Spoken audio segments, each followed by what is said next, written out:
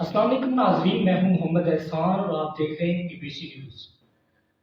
ناظرین کرام، American writer, امریکی مصنف ڈینیل مارکے ایک کتاب لکھتا ہے جس کا عنوان ہے نو ایگزٹ فرام پاکستان۔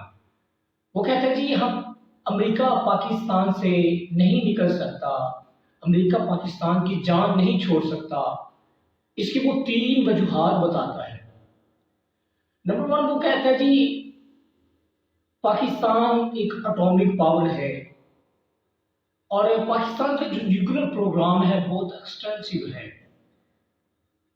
اور ہمیں پاکستان پہ نظر رکھنے کے لیے، پاکستان کے نیوکلیر پروگرام کے بارے میں انفارمیشن حاصل کرنے کے لیے، ان کے رازوں کو جاننے کے لیے پاکستان کے ساتھ انگیج رہنا پڑے گا۔ امریکہ پاکستان کی جان نہیں چھوڑ سکتا۔ نمبر 2 وہ کہتا ہے جی پاکستان کی جو آرمی ہے بہت سٹرونگ ہے، جو پوری دنیا کو ڈی اسٹیبلائز کر سکتی ہے۔ وہ کہتا ہے امریکہ کو پاکستان کی آرمی کے راز جاننے کے لیے اور خفیہ ایجنسیز جو ہیں ان کے بارے میں جاننے کے لیے، پاکستان آرمی کے بارے میں انفارمیشن حاصل کرنے کے لیے ہمیں پاکستان کے ساتھ انگیج رہنا پڑے گا۔ نمبر 3 وہ کہتا ہے جی پاکستان کے چائنا کے ساتھ بہت گہرے تعلقات ہیں، اور چائنا آنے والے دنوں میں ایک معاشی طاقت بن کر ابھر رہی ہے اور سپر پاور بننے کے قریب ہے۔ ہمیں چائنا پہ نظر رکھنے کے لیے اور چائنا کے جو سیکرٹس ہیں وہ جاننے کے لیے ہمیں پاکستان کے ساتھ انگیج رہنا پڑے گا۔ اور وہ آخر میں بتاتا ہے کہ ہم یہ کام کس طرح کرتے ہیں۔ وہ بتاتا ہے کہ ہم یہ کام پاکستانی لبرل سیاستدانوں اور لبرل حکمرانوں کے ذریعے کرتے ہیں، جن کے دل و دماغ میں لبرلی طور پر خناس اور کیڑا پایا جاتا ہے۔ ناظرین کرام، یہ ہے پاکستانی سیاستدانوں کی اوقات، لبرل حکمرانوں کی اوقات، کہ یہ کس طرح سے پاکستان کے ساتھ مخلص ہیں اور کتنی کو یہ پاکستان کے ساتھ وفاداری کرتے ہیں۔ آج پاکستان میں حالات بہت سنگین چل رہے ہیں، غریب عوام کا جینا بہت مشکل ہو چکا ہے، غریب رو رہے ہیں اور غریبوں کو 2 ٹائم کا کھانا بھی میسر نہیں ہے۔ اس کے ذمہ دار پاکستان کی جو یہ لبرل سیاستدان ہیں، جو کرپٹ مافیا ہیں، یہ ذمہ دار ہیں۔ کس طرح سے انہوں نے ہر چیز کا بحران پیدا کیا اور کس طرح سے پاکستان کو لوٹا، پاکستان کے حالات خراب کیے، پاکستان کی اکانومی کا بیڑا غرق کر دیا، لیکن پاکستانی جو عوام ہے وہ سوچتی ہی نہیں ہے۔ آج آٹے کا بحران ہے، چاولوں کا بحران ہے، چینی کا بحران ہے، ہر چیز کا بحران پیدا ہو چکا ہے۔ یہ بحران کیوں پیدا ہوتے ہیں؟ کیا پاکستان میں یہ چیزیں پیدا نہیں ہوتی؟ پاکستان میں بہت زیادہ شوگر ملز ہیں، پھر چینی کا بحران کیوں پیدا ہوتا ہے؟ پاکستان میں زراعت بہت زیادہ ہے اور پاکستان کی جو ریڑھ کی ہڈی ہے وہ زراعت ہے، اور زراعت کی وجہ سے ہی پاکستان اس کی اکانومی اچھی چل رہی ہے۔ جتنے کو زراعت ہی پاکستانی اکانومی کو سہارا دیے ہوئے ہے۔ چاول پاکستان میں بہت زیادہ اگایا جاتا ہے، گندم بہت زیادہ ہوتی ہے، پھر ان کا بحران کیوں پڑتا ہے؟ ناظرین کرام، جب یہ لوگ حکومت میں آتے ہیں تو یہ جو گندم، چاول اور چینی وغیرہ یہ دوسرے ملکوں کو سمگل کرتے ہیں، دوسرے ملکوں کو سستے داموں بیچ دیتے ہیں اور بہت زیادہ منافع حاصل کرتے ہیں۔ اسی طرح ہی پچھلے دنوں میں جو شہباز شریف کی گورنمنٹ تھی، پاکستان میں بہت زیادہ آپ کو پتہ ہے کہ چینی پیدا ہوتی ہے، گندم بہت زیادہ پیدا ہوتی ہے اور چاول بہت زیادہ ہوتے ہیں۔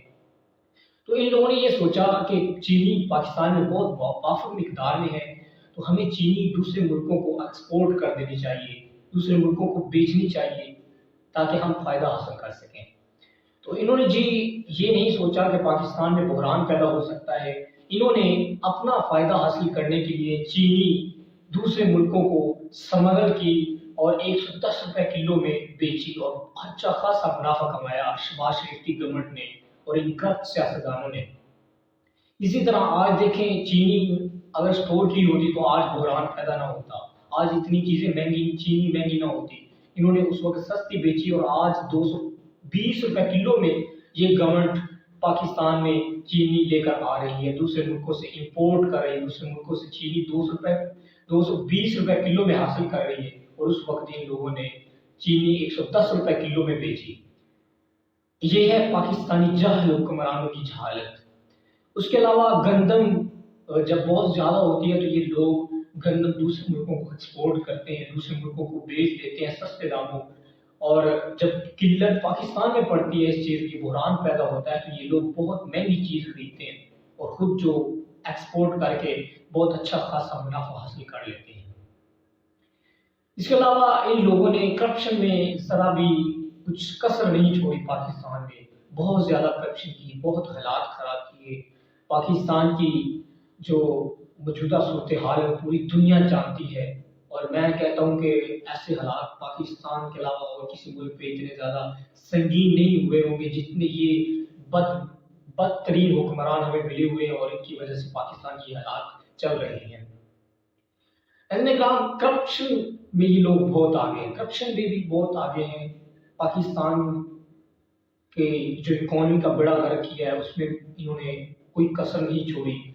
تو اگر ان کا احتساب کیا جائے جن جن لوگوں نے کرپشن کی ہے تو کسی کی کمی نہیں رہے گی۔ بہت زیادہ لوگ پاکستان میں ایسے سیاستدان پائے جاتے ہیں لبرل، جنہوں نے کرپشن کی اور پاکستان کے حالات خراب کیے۔ ابھی نیب نے پیپل پارٹی کے کچھ رہنماؤں پر چھاپے مارے ہیں، ان کے گھروں پر، اور ان کے گھروں سے بہت خطیر رقم ملی ہے ڈالرز کی شکل میں۔ ایک شازیہ مریم پیپلز پارٹی کی، ان کے گھر سے 97 ارب ڈالر نکلے ہیں، 97 ارب ڈالر۔ ایک پاکستانی جب 97 ارب ڈالر کے بارے میں سوچتا ہوگا تو اس کی سوچ ہی میرے خیال سے معاف ہو جاتی ہوگی کہ 97 ارب ڈالر کسی غریب نے دیکھے نہیں ہوں گے، اور وہ سوچتا ہوگا کہ یار کس طرح ان لوگوں نے کرپشن کی اور ملک کے حالات خراب کیے۔ 97 ارب ڈالر اس کے گھر سے نکلے اور اس نے گھر میں رکھے ہوئے، اسٹور کیے ہوئے۔ اس کے علاوہ ایک ہندو ہے مکیش کمار چاولہ، پیپلز پارٹی کا ہے، اس کے گھر سے 60 ارب ڈالر نکلے۔ 60 ارب ڈالر کوئی چھوٹی رقم نہیں ہے، 60 ارب ڈالر نکلے ہیں۔ اور اب اندازہ کیجئے کہ مکیش امبانی ہندوستان کا ایک امیر ترین آدمی ہے، اور اس کے پاس بہت زیادہ رقم ہے، لیکن اس کے گھر سے بھی آپ کو 60 ارب ڈالر نہیں ملیں گے۔ انہوں نے بینکوں میں جمع کروائی ہوتی ہے اور وہ ٹیکس دیتے ہیں، لیکن پاکستان میں عجیب قانون ہے، عجیب لوگ ہیں، سیاستدان ہیں لبرل، جو اپنی جو کرپشن کی رقم ہے وہ گھر میں رکھی ہوئی ہے، اور ان کو پتہ ہے کہ اگر ہم نے بینکوں میں جمع کروائی تو ہمیں ایک تو ٹیکس دینا پڑے گا، اور دوسرا نیب ہم سے احتساب مانگے گا کہ یہ رقم کہاں سے آئی۔ تو یہ لوگ وہ رقم اپنے گھروں میں سٹور کر لیتے ہیں۔ اس کے علاوہ ایک ضمیر عباسی ہیں، وہ بھی پیپلز پارٹی کے ہیں، ان کے گھر سے 10 کروڑ ڈالر، 20 کروڑ پاکستانی، 500 تولہ سونا اور ولایتی شراب اور نائجیرین کوکین وغیرہ بہت زیادہ نشے کی چیزیں نکلی ہیں، جو کہ یہ لوگ پاکستان میں باہر سے منگواتے ہیں، اسمگل کرتے ہیں اور پاکستان میں نشے کی چیزیں بیچتے ہیں۔ دیکھیے یہ حالات ہیں پاکستان کے ان کرپٹ سیاستدانوں کے۔ اس کے علاوہ یہ جو ابھی احتساب چل رہا ہے نا پیپلز پارٹی کا، جو سینیٹر ہے خورشید شاہ، وہ کہہ رہے ہیں جی اگر ہمارے اوپر یہ احتساب انہوں نے کیا تو ہم جو ریاست کے راز ہے، پاکستان کے راز، وہ بتا دیں گے۔ تو اس سے اندازہ لگا لیجیے کہ یہ کتنے کو مخلص ہے، لیکن پھر بھی ہمیں یہ ذرا بھی ہدایت نہیں آ رہی۔ ہم جہالت کی انتہا کر رہے ہیں کہ ہم پھر بھی ان لوگوں کو آگے لے کر آتے ہیں، ان کو ووٹ دیتے ہیں۔ یہ ہمیں چند سہولیات دے تو ہم جو ہے نا ان کے لیے نعرے لگانے شروع کر دیتے ہیں اور سمجھتے ہیں کہ یہی ہمارے لیڈر ہیں اور یہی ہماری دنیا اور آخرت بدل سکتے ہیں۔ کبھی نہیں سوچا۔ انہوں نے پاکستانی قوم کو ان کے دل و دماغ میں ایسی چیزیں ڈال دی ہیں کہ تم لوگوں نے اپنے حق کے لیے اٹھنا نہیں ہے، اور یہ قوم باقی نہیں اٹھتی اپنے حق کے لیے۔ میں آپ کو ایک مثال سناتا ہوں کہ کس طرح سے ان لوگوں نے اس پاکستانی قوم کو مرغیاں بنایا ہوا ہے اور اپنے غلام بنایا ہوا ہے، کہ یہ لوگ انہوں نے کس طرح سے تعلیمی نظام خراب کیا کہ اگر ہمیں اچھا نظام دیا تعلیمی نظام تو یہ لوگ پڑھ لکھ گئے تو یہ کل ہمارے خلاف بولیں گے اور ہم سے احتساب کریں گے، اس لیے لوگ نہیں چاہتے کہ یہ لوگ آگے آئیں اور پڑھ لکھ جائیں، ٹھیک ہے۔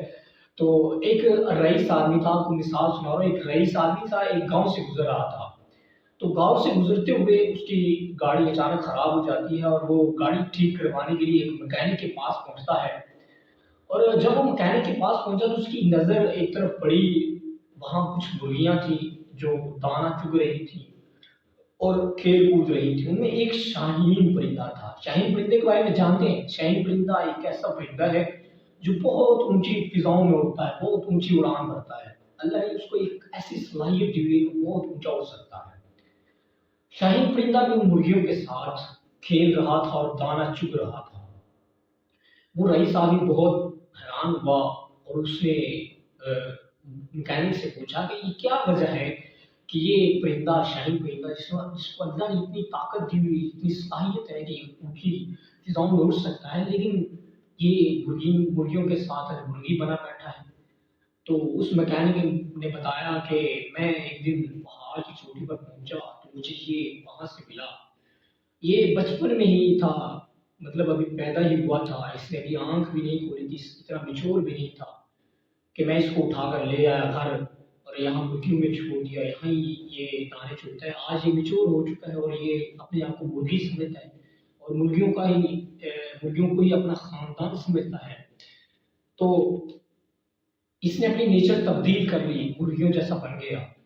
تو اس آدمی نے اس پرندے کو خرید لیا مکینک سے اور گھر جا کر اس کو آزاد کرنے کا فیصلہ کیا۔ وہ مکان کی چھت پر گیا اور وہاں سے اس پرندے کو چھوڑا، لیکن اس پرندے نے اڑنے کی کوشش نہیں کی اور وہ نیچے گرتا گرتا زمین پر آ گرا، کیونکہ وہ ایک مرغی بن چکا تھا، اپنے آپ کو مرغی سمجھتا تھا۔ اس آدمی نے سوچا کہ مجھے اس کو آزاد کرنا چاہیے، اس کو اپنی اصلیت جاننی چاہیے کہ یہ کیا چیز ہے، اس کو اللہ نے کیا ابیلٹی دی ہوئی ہے۔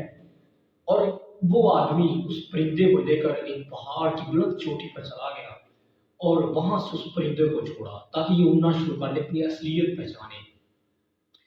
تو جب اس نے اس پرندے کو چھوڑا تو پہلے تو اس پرندے نے ایسے ہی نیچے گرنا شروع کر دیا اور ذرا بھی اڑنے کی کوشش نہیں کی۔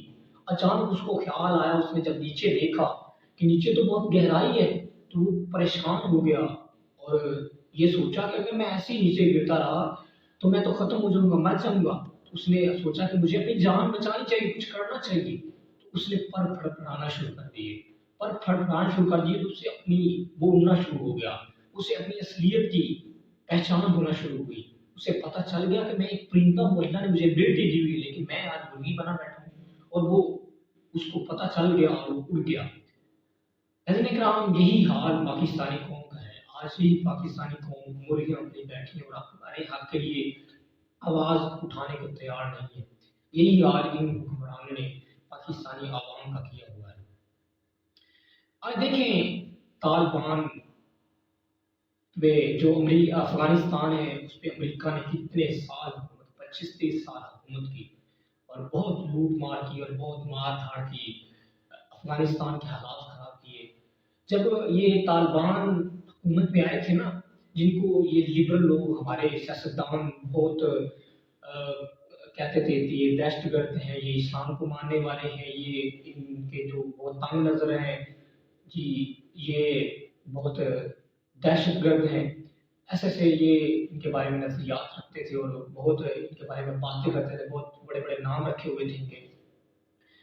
طالبان جب حکومت میں آئے تھے نا افغانستان میں، انہوں نے محنت کی اور اسلام کی پاور سے وہ افغانستان میں جب انہوں نے حکومت سنبھالی تو اس وقت ڈالر 122 کا تھا، 122 افغانی کا تھا، 122 افغانی میں ایک ڈالر ملتا تھا، اور آج دیکھیں ڈالر 72 افغانی پہ پہنچ گیا۔ مطلب انہوں نے اتنی محنت کی افغانستان کو بنانے میں، افغانستان کی اکانومی اوپر لے کر گئے، افغانستان کے حالات ٹھیک کیے، اور وہ ایک مدرسے کے پڑھے ہوئے لوگ ہیں جن کو یہ لوگ دہشت گرد کہتے تھے، اور یہ ان دہشت گردوں، حالانکہ یہ خود دہشت گرد ہیں، خود اس قوم کے غدار ہیں، اور جو چند ٹکوں کی خاطر اپنا دین، اپنی ملت اور اپنا ایمان سب کچھ بیچنے کو تیار ہو جاتے ہیں۔